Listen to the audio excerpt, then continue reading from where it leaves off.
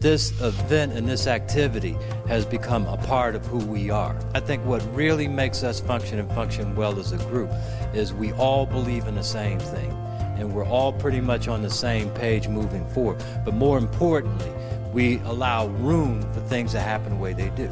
And you have a term for that. What do you always say? It's in what kind of order? Divine. It's in divine order. The whole notion of transgenerational trauma is that the trauma started with us, and for those of you who've been to Ghana in West Africa, you've been to the slave castles. First trauma was our separation from our families and being hoarded in those places where we were kept until the ships came from the Americas and be loaded on those ships, and then the transatlantic journey, then getting to the seasoning islands, where we were really broken of our spirit, of our language, of our culture, of everything who we were. But to have our mind taken away from us and have it replaced with the mind of our slave master. So the real trauma was us dealing with the psychological schizophrenia of hating who we were. And that drives your behavior, because if I don't love me, I don't care enough about me, I won't care about what I put into my body, I won't care about the things that I need to do. Sunlight is important to this. I mean, if you don't have sunlight, then you're not going to make it. Also, if you have dark skin, you're at issue, because dark skin blocks that sunlight from entering into the skin to convert that into vitamin D.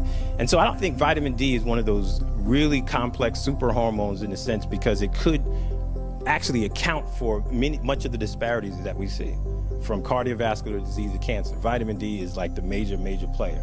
We've been studying it at Stroger, with black men and white men and Hispanics. And the numbers that I see are horrific. Black men, I mean, just do not have enough. They're insufficient or deficient. You know, 80% insufficient, probably about 50 or 60% deficient. I was just sitting here thinking about the insults of the environment and the insult of lack of vitamin D, and I thought about, what about the insult of lack of jobs? You know, lack of safe place to live. What kind of insult is that happening? I mean, what's happening to us physiologically when that happens? And so I'm saying, on top of dealing with that, we got to deal with boo-boo, ray-ray, and then we got to deal with not having enough opportunities to take care of our families, and the stress, the whole educational disparities. And so when you add all that up, man, you know, that could easily explain a 12 to 10 year life expectancy gap.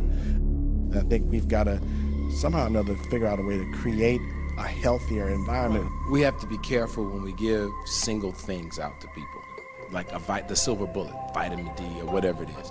It's like going to the gym and you've got a room full of equipment and saying that all you need to do is pull downs. You know, I mean, really, you know, and that's a single plane movement. But if you did that and just went to the gym all the time, you might build some traps, and you might build, but your legs ain't gonna, nothing gonna happen with your legs, ain't nothing gonna happen with your chest, it's not gonna happen. And that's what we have, and that's the message. This is our solution is not a one-off. It is a combination of things that includes, and that's why the Pelham means rebuilding the soul. How do you think a group like ours, working with what you're doing at the University of Illinois, can have an impact on some of these things moving forward? Well, I think by working together, by doing some collaborative work.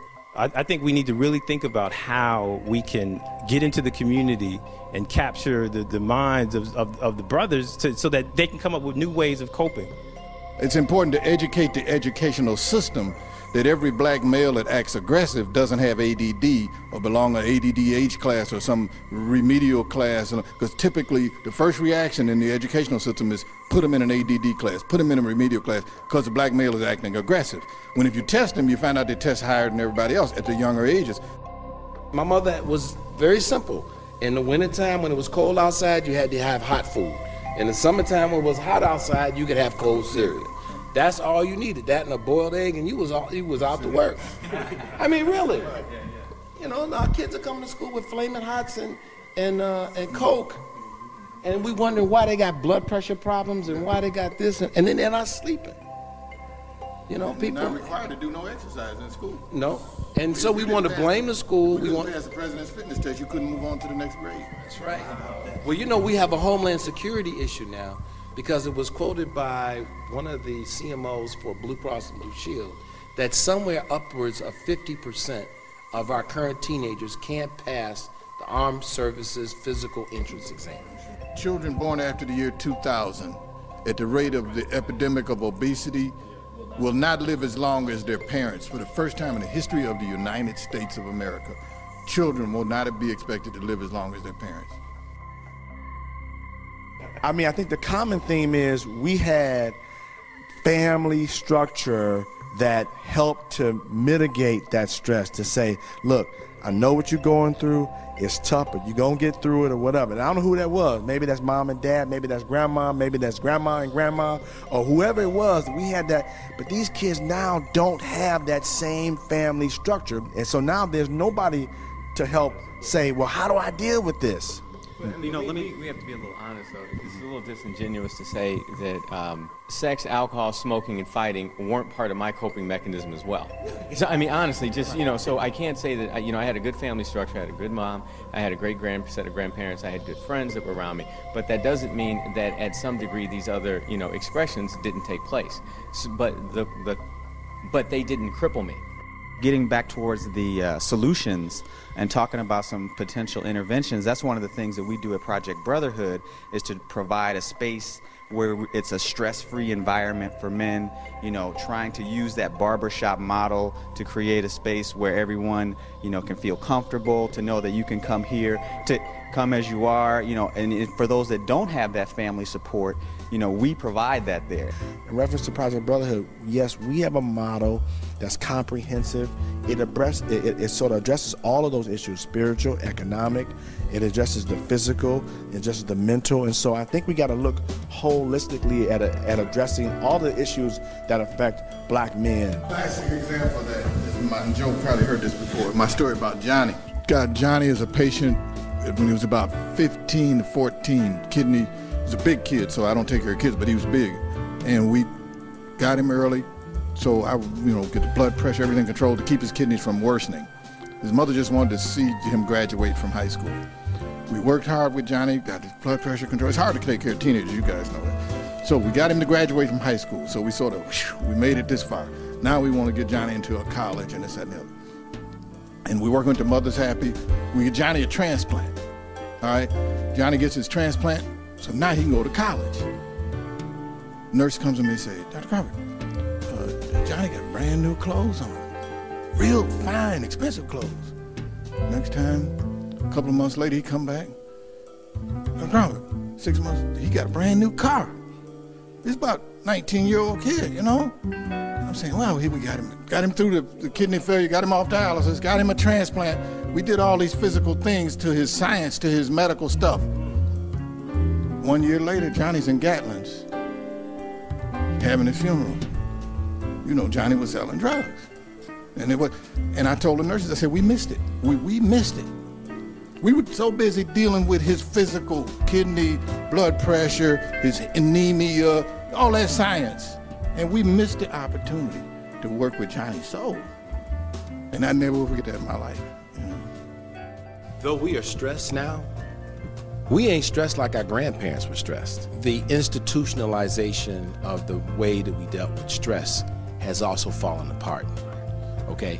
Because even though we were dealing with slavery and we had to deal with, you know, our slave masters raping our mothers and our sisters and pulling our families apart, and then moving up that chain in terms of what happened since that time, one of the places that provided, and I want to say this negatively, but some sort of anesthesia was our church.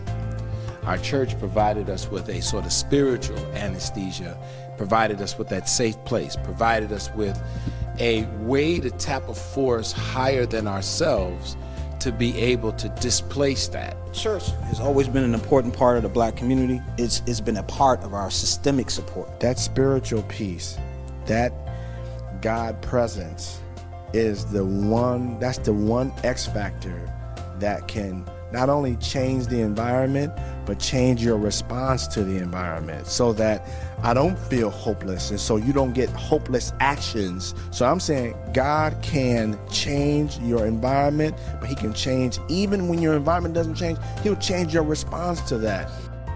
Until we solidify who we are and what we do and what we value, we will continue to have these little fragmented pockets. You know, even our young people, when they see us, expect us to leave. They're surprised to see that we are parking next to them. They're surprised to see that we walk in the same neighborhoods that they walk in. Because in their minds, they're saying there's something about them that they can't wait to get away from. So we need this. One thing that's really exciting about us as an organization and what we do, that as you look around and you see the people that are here, if we walked out of this building, we would be the same as everybody else just walking through the neighborhood. So we would also be subject to the same kinds of things. And part of that is what makes us attracted to the people that come, because they see us and they hear us speak from the standpoint of what our education and our training, our expertise has allowed us to do. But we don't look any different than everybody else that's coming out here today. But I think that's the exciting thing about the Pello, and one of the things that we bring to what we do.